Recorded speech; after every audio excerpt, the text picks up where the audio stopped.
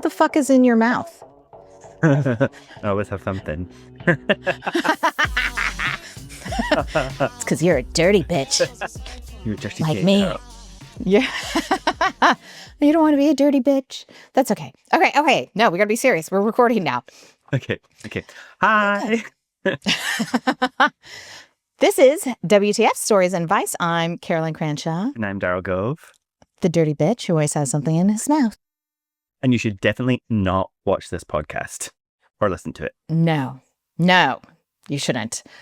Especially if you get triggered easily or you're an uptight prude that has a carrot stuck up their ass. This is not the podcast for you. If it is, then maybe this is the exact podcast by exposure therapy. You just have to listen to it over and over until you can listen to stories about people catching their friends or relatives with cucumbers and accidental things of mushroom poisonings and women flashing their breasts at people at bus stops without feeling triggered. Do we have a podcast with women flashing their breasts up? All those things we do. Oh, yeah. From the window. I was gaming, and there's this guy that lives in Tasmania, Australia, the little island, and him and all of his people at work listen to the podcast. And he was saying that's his favorite one. Oh, that one was funny, wasn't it? That was hilarious. Hi, Swifty OCE, if you're listening. Yeah. Oh, funny. Okay. So, right. What have we got? So I've got a letter.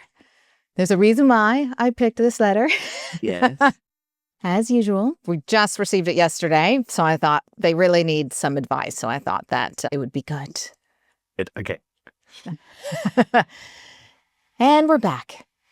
All right. A letter by obviously an amazing person who listens to our podcast. So I'm just going to launch in. Okay.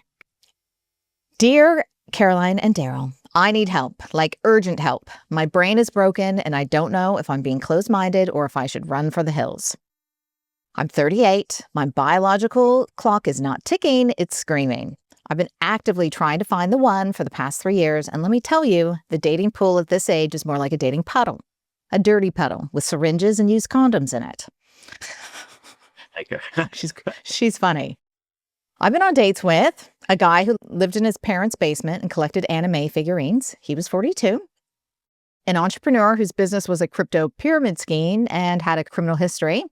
A man who brought his mother on our second date to make sure I was good enough. And my personal favorite, the guy who cried the whole date because I reminded him of his ex-wife. So when I met, we'll call him Jake, 4 months ago, I thought I had won the lottery. He's handsome, successful, actually successful, not just I'm building my empire. He's in tech, owns his own home, has a 401k. He wants kids. He treats me like a queen. Opens doors, remembers the things I say, listens, brings me coffee, texts me good morning, beautiful every single day. We've met each other's families. His mom loves me. My dad, who's hated every man I've ever dated, actually said, I like this one. Don't screw it up. The gay. You'll have to see. And here's the thing that really sealed it for me. When I told him I grew up riding horses and that my dream is to have a little farm where we could raise kids with horses and teach them to ride, the whole Anne of Green Gables fantasy, his eyes lit up. He got so excited. He said, yes, oh my God, I've always wanted that life too. I love horses. I would love nothing more than to build a life centered around horses with you. I literally teared up. I thought, this is it. This is my person. He gets me.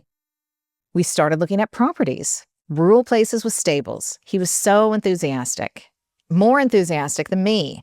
He'd send me listings at 2 a.m. Look at this one, so much space for the horses. So last weekend, I stayed over at his place. In the morning, he went for a run. I got cold, so I went into his closet to borrow a hoodie. And that's when I found it. At first, I thought it was equestrian equipment. There was a saddle, bridles, a riding crop, and I thought, oh wow, he really is into horses. He already has the gear. But then I looked closer. The saddle was more human-sized, like for a human to wear. There were hoof gloves, a leather harness with a bit for a human mouth, a tail attached to a butt plug. There was also photographs.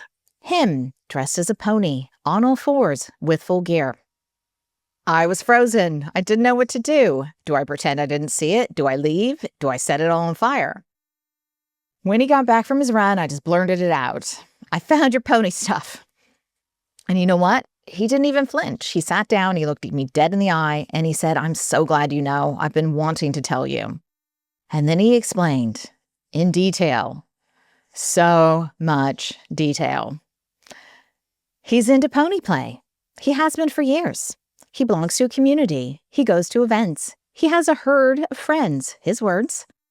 He wants a handler, also his words. He's even been shopping for custom hoof boots.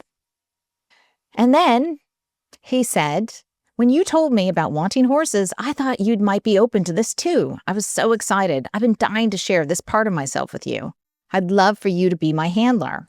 We could go to events together. I've already told my herd all about you. It's a herd. Sorry. So there's so many terms that I'm gonna have to ask you about, like a bit, a bridle. Okay, carry on. Well, you know, the bit goes in your mouth, right? So it's like to go to the reins. Like That's what bit, yeah. Oh, Yeah, so they hold put on to the reins. Yeah, so you put it in their mouth and the reins attached to that, and that's how you can kind of like pull their head back and stuff. I just stared at him. Jake, I said, I meant actual horses, real horses, the four-legged animals. There was a long silence. Oh, well, could we do both? Here's where I yeah. No, what do you say? Well, hold on. Well, like, are we supposing that when she talked about wanting horses, that he thought she meant sexual pony play people? It depends. Let's listen. Maybe. I think he probably also just thought, well, if she loves horses as much as I do, maybe she'll be into it. You know what I mean? Part of me is screaming, run. But there's another part of me thinking, I'm 38 and I want kids desperately. He's literally perfect in every other way. Everyone I know loves him. The dating pool is terrible.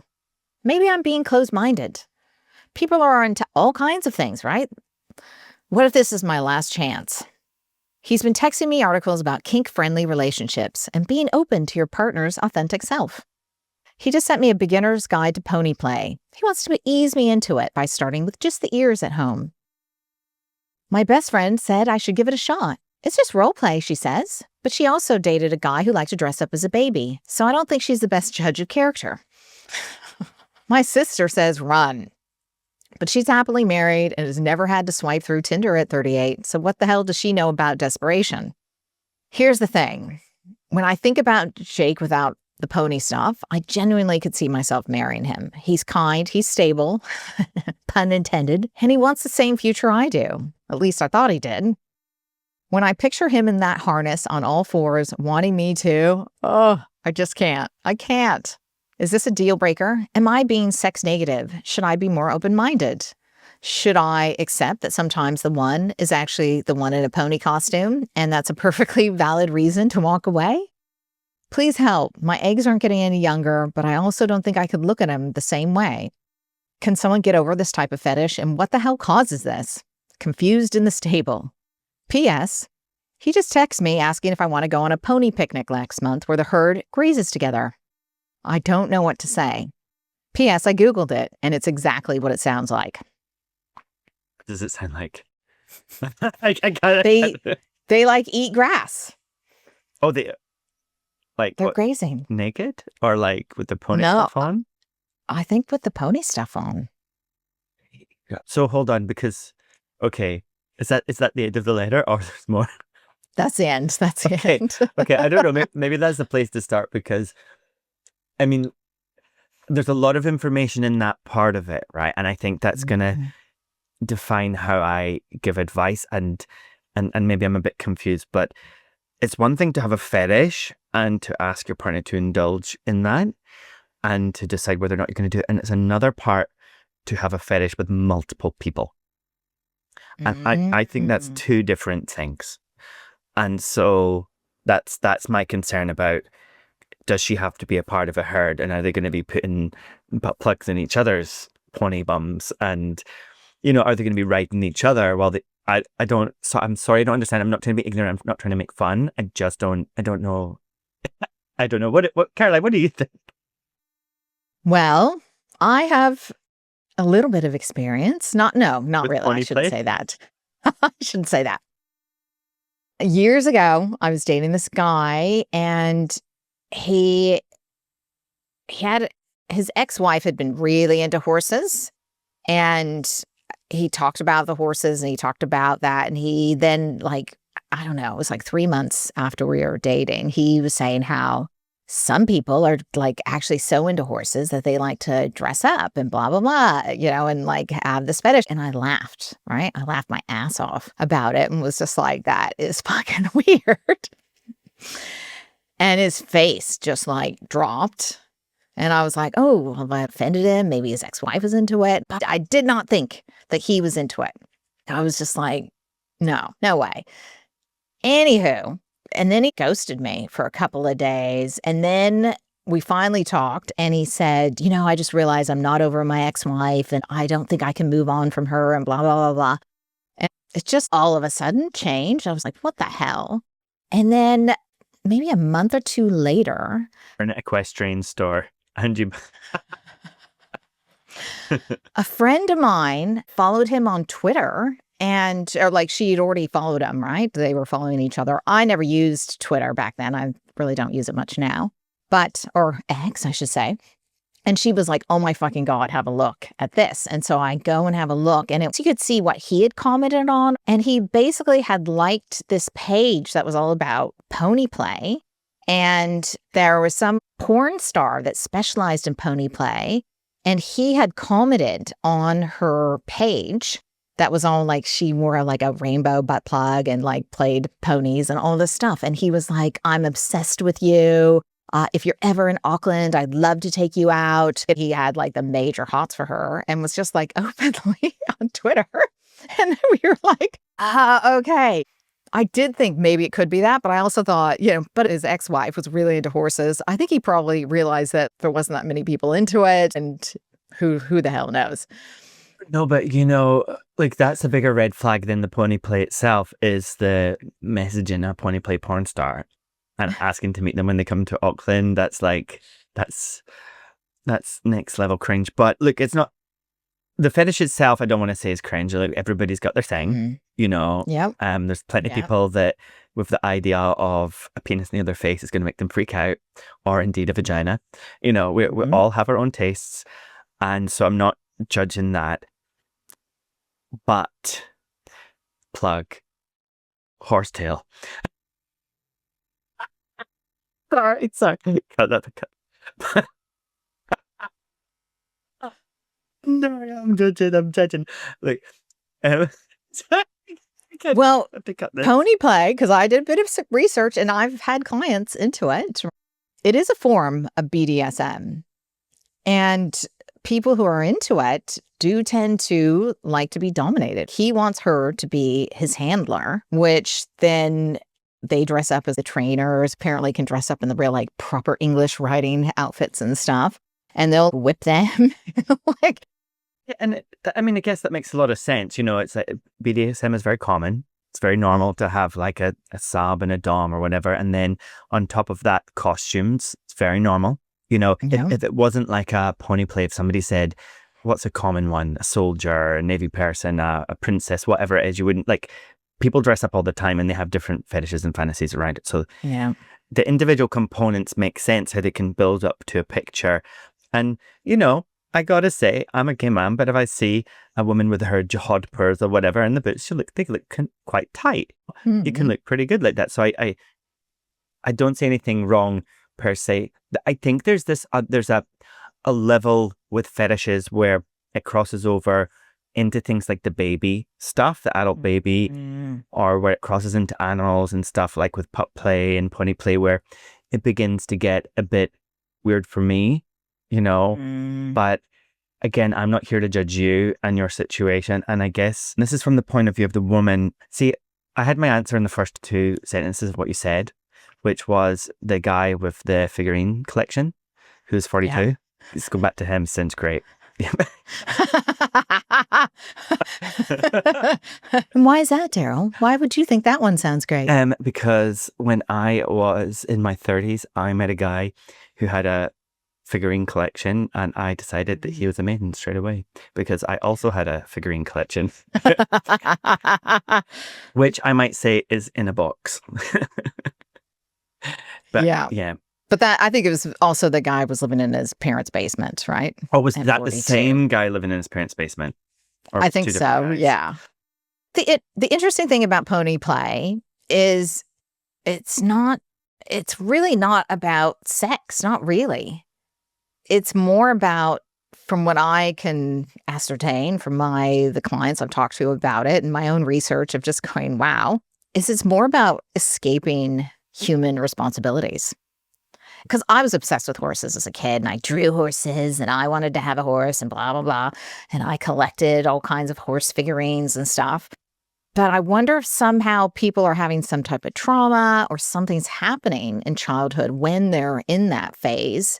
I mean, it's like the foot fetish, right? They say that comes from when you're a child and you're on the ground and mommy's toes look nice. They can almost pinpoint with fetishes sometimes that there's some, like, whatever age they were in, there can be a correlation with that and the trauma that they've experienced. And so then that's comfort. That's escapism from it. Like people who like pain during sex, very often they've had a really painful experience during their teenage years when they started masturbating.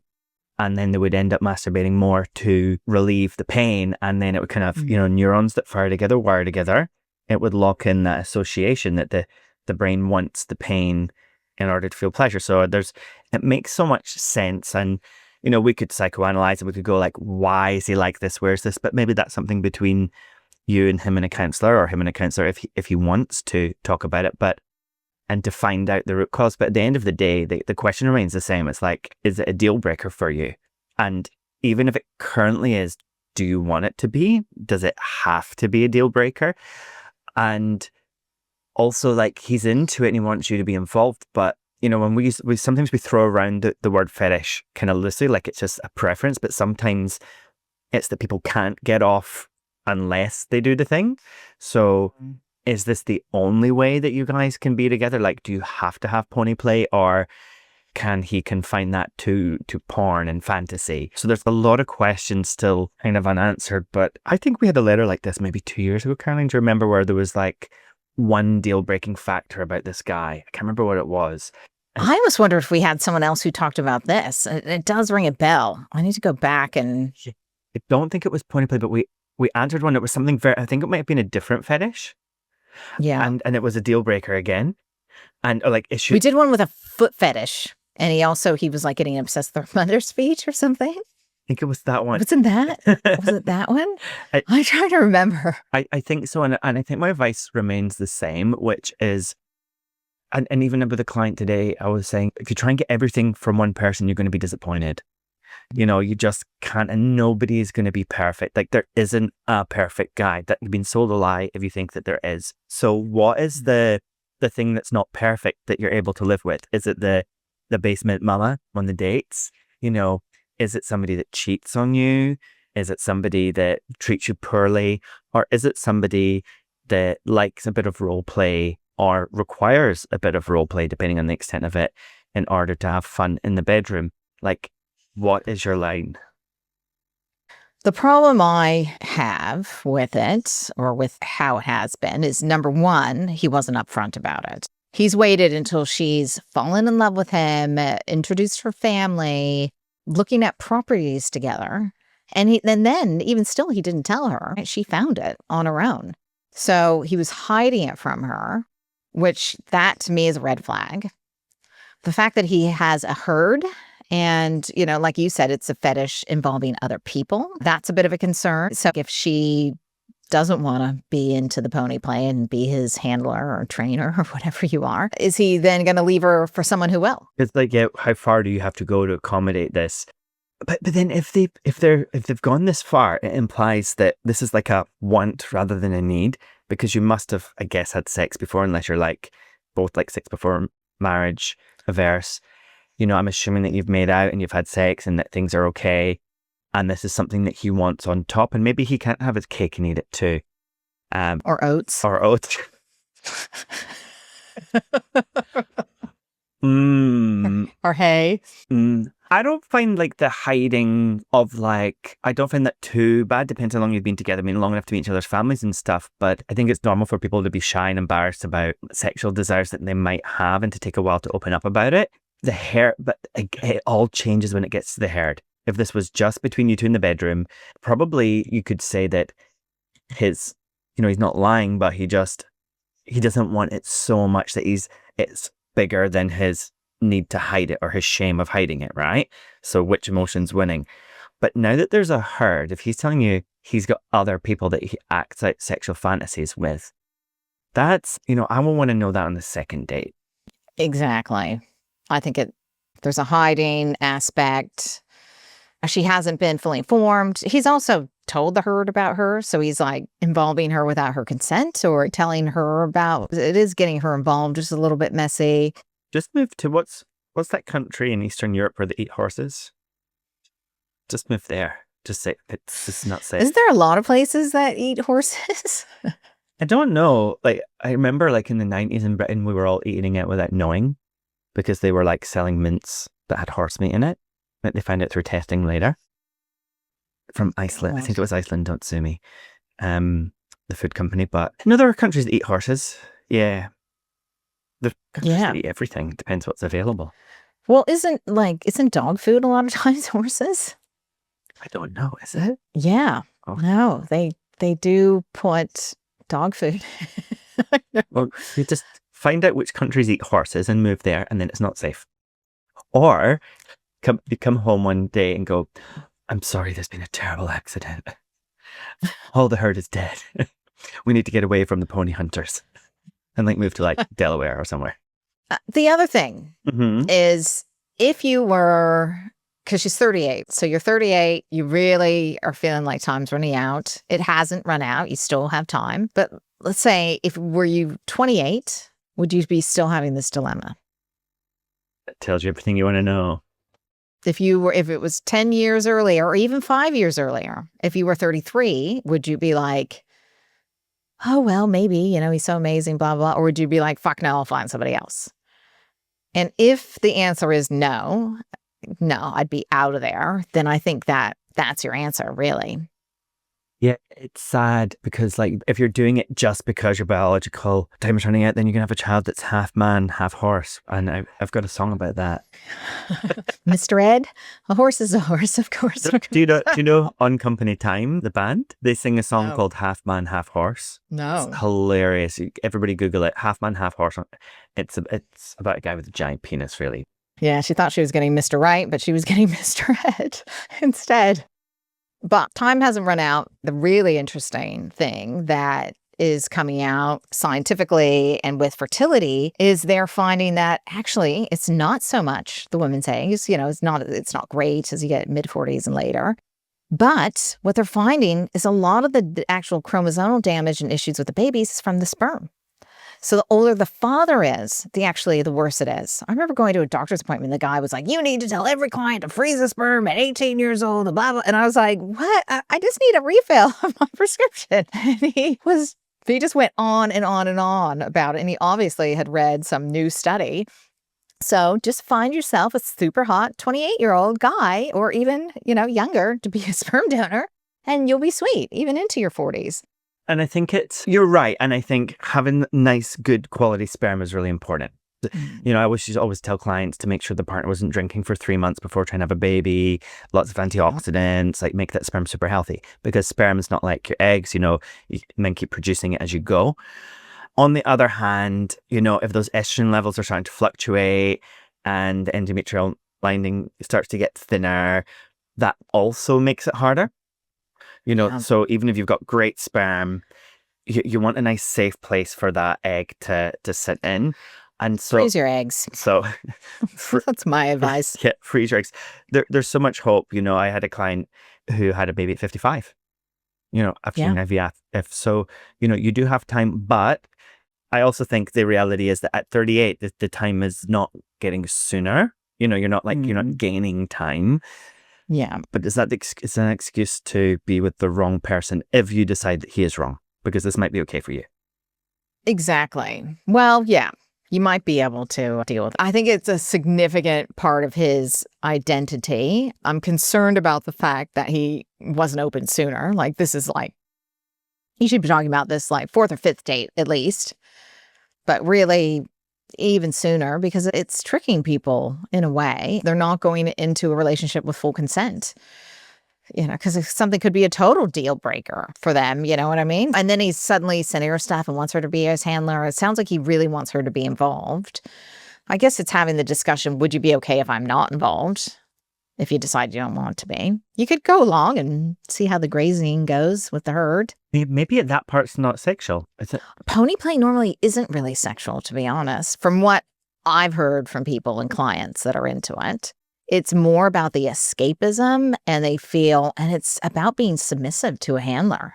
And they tend to be people who are like quite high powered, quite successful. It's like that whole, the CEO who goes to the dominatrix, right? And he can just let go and he doesn't have to make any decisions, and someone else is telling him what to do. Like that movie that I couldn't finish on the plane with Nicole Kidman. Have you seen it? That recent one? And she's with this like really young guy and she's like the big boss lady. Oh, Baby Girl? Baby Girl, yeah. I haven't seen it. Is it good? And well, she fought for that part, apparently. I think she wasn't wanted and she fought for it. Look, I love Nicole Kidman. I'm a really big fan of Nicole Kidman. I love everything she's in. I think she's brilliant. Look, I just wasn't convinced by her performance in this movie. I wasn't convinced by the whole thing. So for me, it wasn't good. But then I don't suppose I have that kind of fetish, and maybe if somebody likes that dynamic or likes that, maybe it's I don't know. BDSM, the movie. It's all about this young like intern telling her what to do and then getting her to do what he wants. So if you're into all of that kind of thing, maybe like he's this like young hot guy and she's this like, prissy married CEO lady. And he's like, get down, just, how dare you speak to me like that? He's like, but you want it. She's like, oh, no, I don't. Touch me more, tell me again. Yeah, and I actually got bored and switched it off and watched something about robots instead. So, yeah, so like, it's not my cup of tea. But yeah, I think there is a market for this. And again, as I say, a lot of people's cup of tea isn't like a gay romance. Whereas I might love watching that kind of thing. So yeah, it comes down to, are you open to it? Are you into it? And maybe you need to gather more information. Maybe that's part of it. And like, for example, if you do go to these meets, do you have to eat the grass or you can just pretend? Right? Do you need to put a butt plug with the tail in it up your bum? Don't laugh, Caroline. These are serious questions. Or could you just like wear one that kind of like hooks onto your like something, Do you need to have a bit? And if so, could it be flavored? Like what is the... I'd be worried it'd chip my teeth or something. I think they're normally metal. I'm sure. They do put metal bits in horses' mouths? Yeah. Really? They do. I don't know. I mean, it's been a while since I've ridden a horse. My great uncle had a farm in Idaho with lots of horses and animals, and I'd go in the summer and stuff. But I'd always just like jump on them bareback, just call them over to the fence, and then I'd just jump on them and hang on to their mane. Yeah, I barely ever rode with a saddle. That's how I thought horses. I could just steer them with my knees. Yeah, and your hands just on them. Yeah, I really don't know how to ride that well with an actual saddle. It's always bareback. You like bareback? But I'm a fan of barebacking horses. We've got a letter about that we'll read later. Well, okay. Well, I want to acknowledge I'm really sorry that you are struggling with this. That would be devastating. I know for me, that guy I was dating, it turned out that he was into it, and he just suddenly, when I laughed at his fetish, how upset and hurt he was, and I was devastated getting broken up with like that, and I just thought I was never going to meet anyone who was right, and blah, blah, blah, and then I met Grant. Grant was like my next relationship, and so thank God I found that out, and it ended. You dated just before Grant. What's that? Oh, shit. Actually, I think there was one more in between. I dated this alcoholic who was really an idiot as well, some movie guy. So, yeah, this was the guy who broke up with me on my 40th birthday. Dick. What a dick. Yeah. I shouldn't be telling this, What- but he never told me. A lot of people knew because I'd go to my 40th with just like half the people and really, I didn't know he was into ponies at that point. But after that, my friends would be like, nay. Sorry. Okay. I'm not laughing. I'm laughing with you. I understand how it feels. And my advice is don't close the door completely. Well, think about if you were younger, would you still be having this quandary? If the answer is yes, then you probably should break up with him. Yeah, if you're younger and you might want to stay with him still, you like him and maybe he is for you. If you're younger, you'd be like, fuck no, I'd have plenty of time to find somebody else. That is your answer. Yeah, I think that's, you fit the nail on the head there, Caroline. You put the tail on the donkey. Put the ponytail into the butt plug. Yeah. We're not trying to make an ass of you or him. We're not horsing around. We're really. And look, either if when you ask, do you want to stay with me? Do you want to get involved? The answer is either yay or nay. Nay. Or hey. But if the answer is yes, and you still would want to work it out, I mean, go meet the herd. Go to the next event. Hey, I don't know. I might like whip in some guy in a pony outfit just for shits and giggles. I could see myself, if someone wanted to pay me, I'll whip your ass in shape or, easy. Bad horse. Because it's also like, where is your line? It doesn't have to be black and white. It could be like, hey, I'm sweet with like the in our own bedroom thing, but no herd. No herd, no meets. This has to be just between us. I want it to be private secret. And it's like on your birthday or once a month or whatever. Like, so you're free to set boundaries around it.